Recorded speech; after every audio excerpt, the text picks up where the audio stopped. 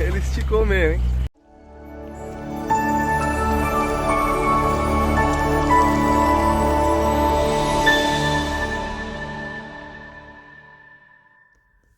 Alô pessoal, eu sou o professor de Geografia Cristiano Mariano. Sejam bem-vindos ao canal Bicho Geográfico. Hoje é um vídeo muito especial sobre a Caverna do Diabo. Uma caverna muito linda, com mais de 6 quilômetros de extensão e localizada na cidade de Eldorado, aqui no Vale do Ribeira, no sul do estado de São Paulo. O vídeo ficou um pouquinho longo, porque eu coloquei os monitores falando aí. Eu achei muito legal a explicação deles, do Geraldo e Eduardo, que são quilombolas, moradores da região.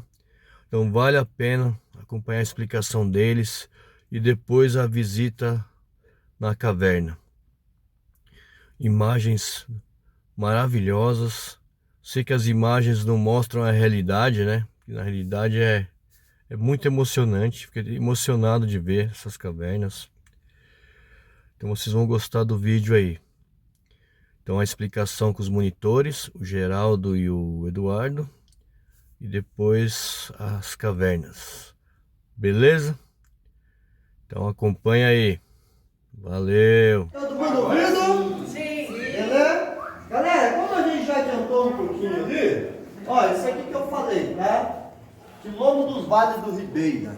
Quem são esses caras? Onde estão essas pessoas hoje? Como eles chegaram aqui no início, né? Para ter todo um marco história voltada nesse lugar.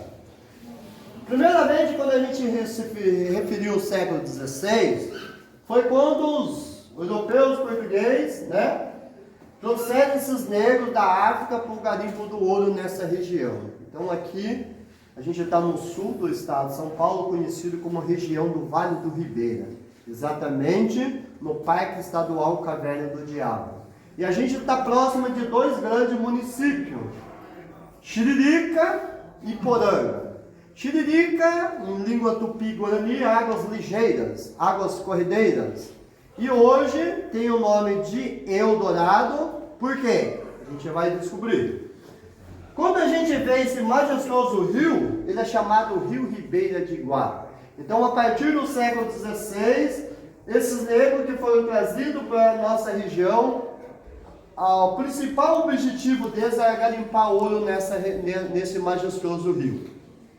Esse ouro se tratava de ouro aluvião, garimpava as margens do rio. Geraldo, e esse rio? Esse rio também são pequenas nascentes, onde também fazia que ele tivesse o conhecimento amplo dessa região.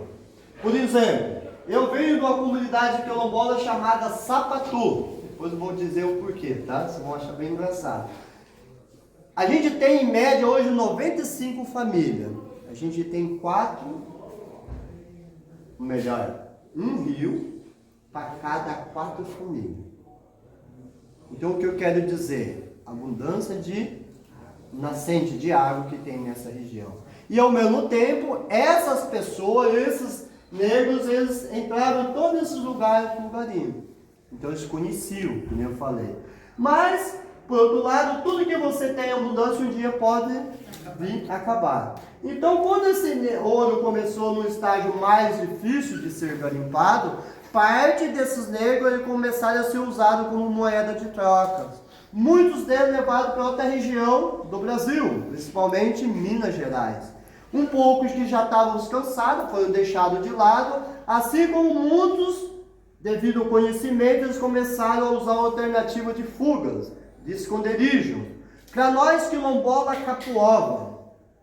Para vocês sertões. O que quer dizer isso? Nós estamos num lugar que tem uma acessibilidade. Qual que é essa acessibilidade no século XVI e XVII? Era o rio. Era o único meio de locomoção que dava o acesso de você ir e vir e chegar num determinado ponto. Capuova e sertões são um determinado ponto que você sai e vai a um lugar distante quando não tem contato com ninguém. Então eles se escondiam nesses lugares bem distantes, mas muitos preferiam um lugar que era uma casa para ele, casa de pedra, que ele se referia, onde a gente vai? Caverna. Então quem descobriu a caverna? Foi? Foi o negro. Tá certo que vocês podem hoje pesquisar. E vão ver que o registro de estudo de caverna nessa região ela começou lá no século XVIII. Que tanto hoje vocês forem ver o nome dessa caverna, o nome de quem descobriu essa caverna não vai parecer o negro. Vai parecer quem? Português. Um português? Quase isso, um alemão. Alemão. Conhecido como Ernest Richard Krone, ou popular chamado Ricardo Krone. Isso por volta de 1891. Ok? Então, vocês já conheceram quem somos nós? Já conheceram quem descobriu a caverna? Agora a gente vai ver um pedacinho de tudo isso que a gente chama da maior caverna. Qual estado que nós estamos? São Paulo. Então hoje cada um de vocês pode sair dizendo que vocês conheceram. A maior caverna de São Paulo. Qual o tamanho, Eduardo? Qual o quê? Tamanho. Da... O tamanho dela. Ah, Eu conectei no 1. 8.000 metros. Isso aí. 5 tá de olho. Ah, É porque eu quero andar bem nele. Entendi. Eu te conheço, eu Entendi. quero andar bem nele. isso mesmo. Não, mas você que acertou, agora a gente pode fazer pra você ver. É o prêmio. Acertou. Que acertasse. Privilégio que hoje vocês estão tendo aqui de estarmos aqui, de conviver aqui na geografia, de falar da nossa cultura. E eu trabalho, né, além de ser um quilombola, gosto da história, sou um curioso, estudo história dos negros, da África, das nossas comunidades quilombolas. Eu também sou um profissional do monitoramento da fauna, né? Para a gente saber como é que está, se está melhorando, se não está, tem que fazer o que para conservar essa diversidade, essa nossa floresta, geografia, nós temos que pesquisar. E esse é um resultado que nós fazemos, eu ajudo a fazer, de nós fazermos o monitoramento da fauna. Como que se faz isso? A gente deixa câmeras em pontos que os pesquisadores definem, né? Pesquisam, falar aqui vamos ter câmera, lá vamos ter câmera. Isso aqui é monitoramento de grandes mamíferos. Tem onça pintada, onça parda, né? Tem aqui o quê? Uma capivara, né? Aqui não tem anta não, mas tem anta aqui, ó. Então são animais. É bonitinho aqui, mas isso aqui para pesquisa, para saber como é que tá, né? Para ter animais assim, por exemplo, se eu tenho onça, se eu tenho onça quer dizer que eu tenho capivara, porque ela precisa da capivara. Se tem capivara tem que ter áreas boas para capim e tal. E aí eu vou para fauna, né? Para monitorar lá, eu também faço isso aqui. Nós sabemos que tem algumas plantas que cortaram bastante. São aquelas que estão em via de extinção. E algumas delas são chave na natureza. Por exemplo, a jussara. Jussara é o palmito da Mata Atlântica. É a palmeira que dá o palmito, gostoso. E por ser muito gostoso e tinha muita abundância, foi muito cortado e quase acabou.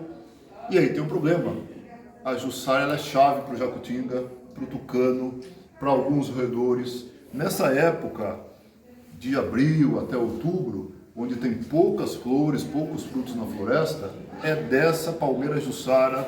O macaco come o palmito, as aves comem a semente, né? 80% das aves de mamíferos e aves roedores dependem dessa palmeira aqui, nessa época de pouca fruta. Pouco palmito no mato, dá um problema lá para os bichos, aí você vai diminuir o número de espécies. Então nós fizemos o quê? Só o ano passado, nós distribuímos na floresta as sementes, foram quase 30 mil quilos de sementes de jussara. No programa da jussara, isso aqui no parque. Nas comunidades, o programa da jussara, nós estamos pagando, né, para os quilombolas plantar a jussara. Você pode plantar 2 hectares, 4 hectares, aí planta, treinamento, pode, junto com a jussara, cultivar mel de abelha sem ferrão, que está no programa, aprender outras coisas, outros cultivos, e recebe por isso. E depois que a jussara cresce, ela fica para a pessoa. Você pode até cortar com o manejo, você pode vender a semente para reflorestamento, vender a semente da jussara para polpa. Então esse é um dos programas de recuperação da floresta. Aqui para nós, floresta sem palmito de jussara é floresta morta, porque os animais vão sumir dali, né? Se eu não tenho tucano, se eu não tenho outras espécies, eu não vou ter aquelas lá também que dependem né, os carnívoros, né? Então, um dos programas que nós temos aqui é o programa de plantar jussara. Então, na comunidade, desde 2009 para cá, acho que foram mais de 300 mil plantas já plantadas. Algumas já estão dando cacho e alguns quilombolas já estão conseguindo vender a semente que já está produzindo, que eles plantaram em 2007, vender para reflorestar. Joga com drone, joga com helicóptero, joga com a planta. Então, esse é um dos programas de recuperação da Fundação Florestal. Eu faço parte disso aqui, a monitoria é parceira, né? E aí, quer ver, aqui, falando da caverna um pouco, né? Ele falou aí um pouco da caverna, sim. A caverna do diabo, ele também tem a fauna, né? A caverna ela é viva, né? A gente olha na caverna, passeia e não vê animais. Porque eu falo que na caverna os animais é animal tipo de pesquisador, sabe? Aquilo que para você ver tem 2, 3, 4 vezes ir lá pesquisar para conseguir achar. Nós temos animais em cavernas que há milhões de anos só podem completar o ciclo de vida lá dentro. São chamados troglóbios, vivem em regiões que não bate o sol, seja em aquíferos, seja no fundo de cavernas, né? Então a caverna do diabo, ela tem essa característica de ser, a gente fala que é outro mundo. Aqui, por exemplo, aqui foi pegado 12 meses, um ano, para vocês terem uma ideia de como lá as coisas é diferente daqui. Temperatura, aqui fora, no período, né? Agora acho que eu até perdi o quadro que eu estava olhando aqui, né? Mas assim, aqui fora deu 1,2, está aqui o quadro, achei. Aqui fora 1,2, né? E lá na catedral, o melhor salão, olha quando estava lá, 18,9. Aqui o cara estava assim, ó, doendo até o osso, 18,9. E quando estava a máxima aqui fora, 31 graus e pouco, ó, no mais frio aqui lá estava 18,9 e no mais calor aqui 31 lá estava 19,8. Amplitude térmica bem pequena. Lá dentro, né? Então nós temos o clima da caverna, o espelho clima lá de dentro. Então, para isso, nós não podemos fazer com que a caverna também se modifique, não pode esquentar muito, não pode esfriar, e para isso nós temos aqui um plano de manejo, que é o horário para visitar, grupos, tamanho certo. As nossas lâmpadas lá são LED, elas não esquentam. Não usa mais fogo em caverna como antigamente. Quem conheceu, não sei se vocês já foram em outras cavernas, mas era o carbureto. O carbureto, no enxado. Modifica. A fumaça é pior que diesel. Entendeu? Não pode mais. Então a caverna tem um plano de manejo. Lá é um ambiente sensível, mostrei para vocês só para ter uma ideia de como é o clima, que não varia. Então nós temos um plano de manejo, que é um estudo científico, técnicos fazem estudos para dizer assim, olha, nós vamos fazer o passeio, mas vai ficar bom para nós e vai ficar bom para a caverna. A gente vai passear com segurança, olhar a beleza, voltar com segurança, e o patrimônio natural vai ficar para que outras gerações possam também olhar, conhecer do mesmo jeito que nós estamos vendo hoje. Eu só vou falar mais uma coisinha, eu vou frustrar algumas pessoas aqui, eu acredito. Cadê que estava com o mapa aqui? Só um momentinho. Morcegos! Cadê vocês? Eu amo morcegos.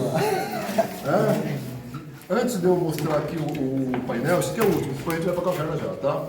Gente, morcego, ele é uma coisa assim mal vista nos filmes, só morcego para sair correndo.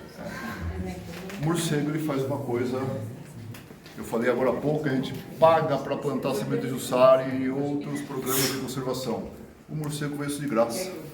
Os que comem insetos, eles andam pela floresta, eles comem as frutas e as sementes são dispersadas por aí. Você chegar numa, olha que árvore bonita, tá? Mas não gosta de morcego. Foi o morcego às vezes planta aquela árvore bonitinha. Né? Cadê? Morcegos na caverna do diabo. Morcegos que comem insetos, temos. Chupa-sangue tem também. Carnívoro, tem morcego carnívoro. Come ratinho, come... Entendeu? Tem uns que pegam néctar lá igual beija-flor. Essa aqui, né? Esses são os morcegos aqui que nós temos aqui. Nomes bonitinhos, né? Desmondos, né? De fila e tal. Então, assim, nós não vamos ver esses morcegos. Vamos ver, não ver, né, Geraldo? Porque, assim, o cara tem tanto medo de morcego que ele mal sabe que o morcego corre antes de você chegar lá. Se alguém aqui acha que tem medo de morcego, ele tem pavor do ser humano. De modo que, ó, Ele só gosta do O positivo. ó, a caverna do diabo, ela tem quase 9 quilômetros, é o tamanho da caverna. E nós vamos ter 7%, que nós vamos falar, gente, foto, e vamos falar e tal. Essa área, o morcego está longe dali. Então a gente não vai ver, né? Acho que não mesmo, não vai. Por causa da luz, né? Luz e gente andando, pessoas, né? né? Gente, Vibração do acreditem, som, eles são muito sensíveis. acreditem, a fauna tem horror da gente também, assim como a gente tem medo deles. Então a gente não vê por isso. Tem luz, tem gente passando, mas tem morcego. O morcego que chupa sangue só tem aqui na América do Sul. Né? Nós somos os privilegiados. Porque morcego Que bom. não tem na Europa, não tem na África, não tem na Austrália. Virar vampiro é vir pra cá, né? Tá bom. Só pra entender. Temos morcegos vampiros que chupam sangue. E os carnívoros e outros também. Então, esse é um exemplo. Morcego não é necessariamente um animal de caverna. Ele pode viver em lugar que não tem caverna, casa abandonada, um túnel. Cuidado. Mas tem os Batina muito. animais que vivem em cavernas, que são os troglóbios. Aqui nós temos vários, acho que uns 6 foram descritos pela ciência nos últimos 10 anos. São peixes, camarões albinos, que a gente não vai ver porque está na água. Algumas cavernas que tem alguns bagres maiores são fechadas porque não tem a garantia de que se a gente visitar lá ele vai suportar a nossa presença por muito tempo. Mas a vida está em todos os lugares e também dentro da caverna, tá bom? Do parque, um pouco do histórico. A gente vai entrar na caverna agora. Mas antes da gente entrar na caverna, a gente tem todo um cuidado, né? Tem toda uma preocupação com vocês, toda essa segurança que vocês tiveram para chegar até aqui. Ao mesmo tempo, nós gostaríamos de passar essa segurança para vocês, tá? Então, a gente vai entrar num lugar que o nosso olhar biônico é a luz elétrica. Se apagou, você não vê nada. Então, primeiramente, a gente gosta de reforçar todos os cuidados necessários, é legal. Evitar se distrair um pouco, né? Principalmente com a escadaria. Quem for fazer fotos e filmagem, pode fazer à vontade. Estamos aqui para isso, para auxiliar vocês, mas não façam foto, né? Ainda tem o Photoman lá também para registrar. Se você perder alguma coisa, o Gui, ele registra tudo, né? Mas assim, evite de fazer foto e vídeo caminhando. Alguns acidentes bobos que acontecem dentro do ambiente é por causa disso. E se tropeçou na escada, não tem como. Você vai para o norte e o celular vai para o sul. Não, recupera, vai, Du, desce lá pegar o celular, Gabriel, Gui. Não tem como. Vai ficar de alma penada lá para a caverna, tá bom? Beleza, a gente já vai entrar num lugar magnífico. Não sou eu, não sou o Eduardo, não é o Gabriel, não é o Gui, que sempre está aqui, que vai dizer como é a caverna para vocês. Por isso a gente usa algumas teorias para vocês terem uma noção. Por quê? É o olhar presente de cada um de vocês que vai fazer e vai descobrir essa sensação. Assim como eu tive com meus 9 anos, quando eu entrei pela primeira vez. E foi maravilhoso. Você viu que deu casamento. Estou aqui até hoje, tá bom? Ó, aqui a gente tem 2 figuras. Vamos entender que nós se encontramos dentro da caverna, correto? Fica mais fácil assim? A laje seria essa camada de calcário que a gente vai entrar dentro dela. Né? E aqui em cima, a mata, correto? O que a gente percebe? A infiltração da água da chuva. Inicialmente na caverna, a gente tem uma camada aproximadamente de 85 metros de rocha acima de nós. E nós vamos se encontrar debaixo dela, tá bom? Então nós vamos fazer um papelzinho de um tatuzinho hoje, entrando debaixo da terra. Então vamos perceber, a água da chuva, ela é ácida. A rocha é calcária, ela é toda porosa. Para ela chegar dentro da caverna, no nosso olhar presente, ela vai fazer uma reação química e física. Então automaticamente, como ela vai fazer um processo bem lento, ela vai provocar o quê? Vamos olhar na primeira figura e a segunda figura. O que aconteceu? Quem não conseguir olhar, quiser dar uma olhadinha, vir mais pra cá, pra conseguir enxergar. Você percebe a diferença? Ó, ela provocou o quê? Uma erosão. A partir que ela está infiltrando, olha lá, ela provocou uma erosão. Então, pô, Geraldo, e para onde que foram esses materiais? para dentro da caverna, tá? Então são esses minerais que vão acumulando a terceira figura. Com certeza não vai dar para todo mundo ver, né? Mas na terceira figura a gente percebe que essa erosão que foi provocada na infiltração da água da chuva fez com que ela depositasse num ambiente. E isso, com o tempo, passa a se formar as formações. As mais conhecidas, estalactite e estalagmite. Quem sabe como que é? Estalactite está no ano? E sim. Opa! Parabéns, ó. Essa. Eu estava conversando com uma amiga, cadê Dona Ivone? Dona Ivone, quantos anos já teve aqui? 60 anos atrás. 60 anos. Você vê que quantos e quantos tempos já faz o turismo aqui. E ela falou uma coisa interessante que eu achei. Posso falar? Ou não? Ela pediu desculpa. Olha, pode prender, pode prender. Mas isso é normal, tá? O que aconteceu? Antigamente as pessoas vinham na caverna, como não tinha essa troca de experiência, entrava todo mundo sozinho, não tinha as tecnologias, né? Para tirar foto. Então o pessoal queria levar uma recordação daqui, queria levar um souvenir, queria levar, minha mãe, meu tio, meu avô ficou lá em São Paulo, lá eu quero levar alguma coisa para ele. O que acontecia? Eu olhava para um lado, para o outro, tá? Tá? Bolsa, sacolinha, mochila. Então isso é normal. Só que hoje a gente começou a estudar, a gente aprofundou nesse conhecimento de caverna. Então hoje, por favor, não façam isso. Não vá. Ó, 1 centímetro disso aqui demora quanto tempo? 20. Quanto tempo? 20 anos. Quanto tempo? 1 centímetro ela pode demorar em média de 20, 30 até 40 anos. 1 centímetro, tá?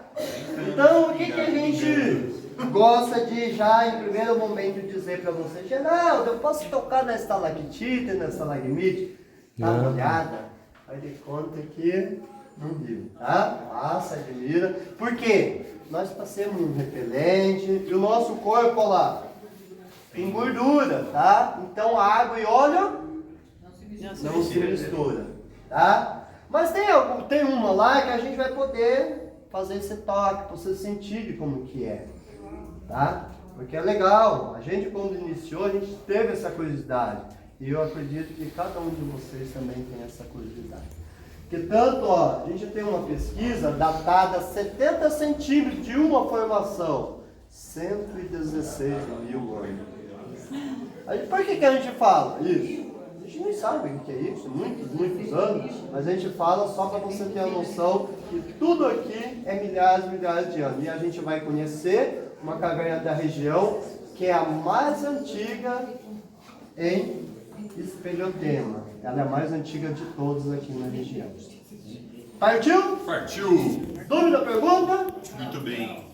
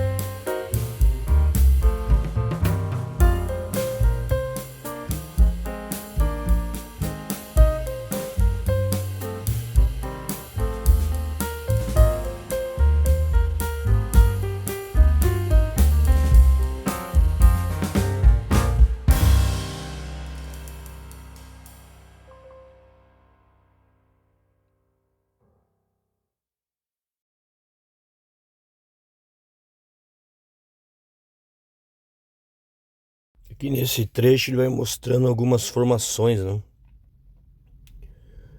A caverna ela tem alguns pontos iluminados e o monitor ele aponta a lanterna e explica alguns pontos também. Então essa parte já ela é totalmente iluminada pra gente analisar as formações, né? As estalactites, estalagmites,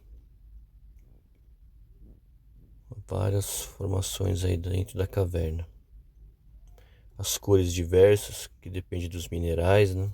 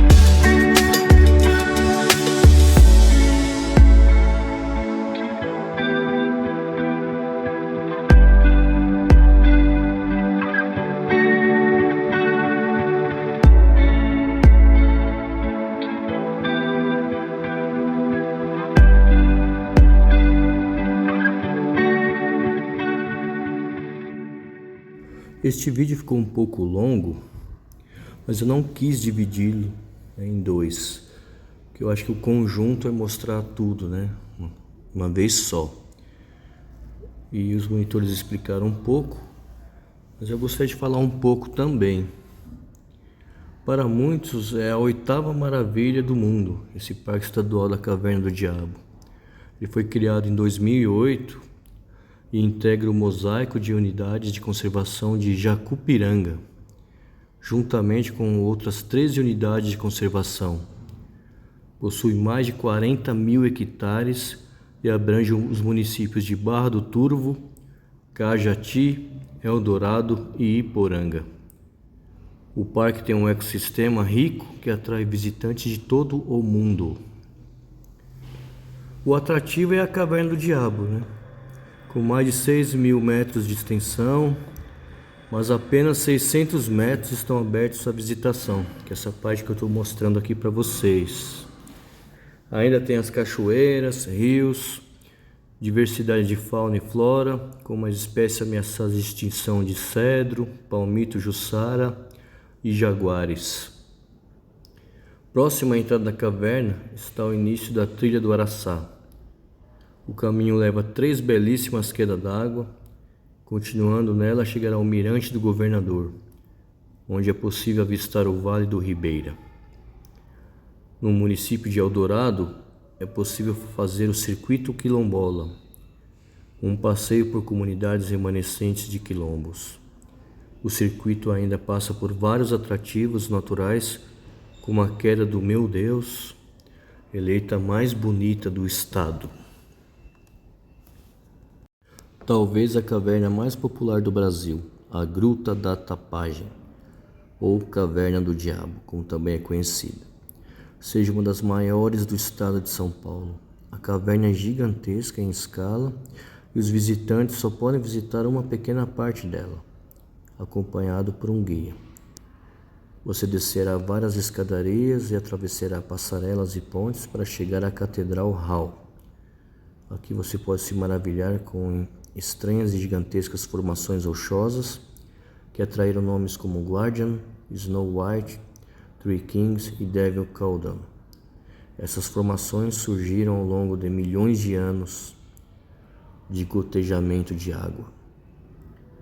O nome é um pouco assustador, e fica ainda mais assustador quando você descobre a formação rochosa que se assemelha a um crânio, que quando iluminado reflete a luz vermelha nos olhos do crânio.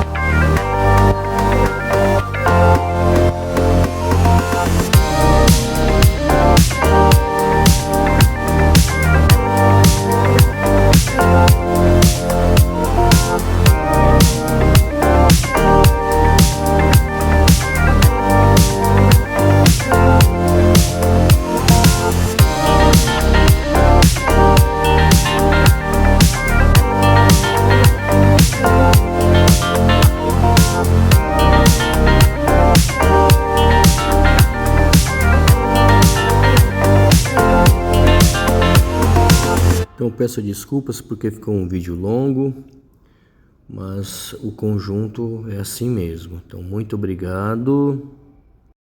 Não esqueçam de compartilhar, dar aquele like legal, avisa os amigos, dá aquela força pro bicho geográfico aí, tá, pessoal?